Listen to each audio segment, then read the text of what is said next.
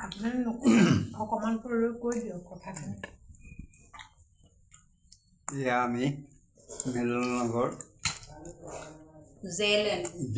জেএলএমত ইয়াৰ ৰাতিপুৱাৰ ব্ৰেকফাষ্টটো লৈছোঁ সঁচাকৈ ইয়াত ডিছটো দেখিবলৈকে সুন্দৰ লাগিছে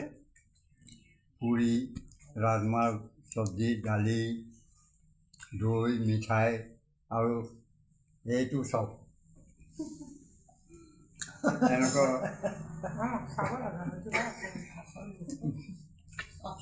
এনেকুৱা তিল পিঠা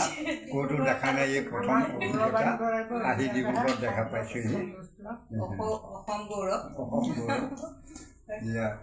ঘিলা পিঠা জিলেপি সকলোখিনি আছে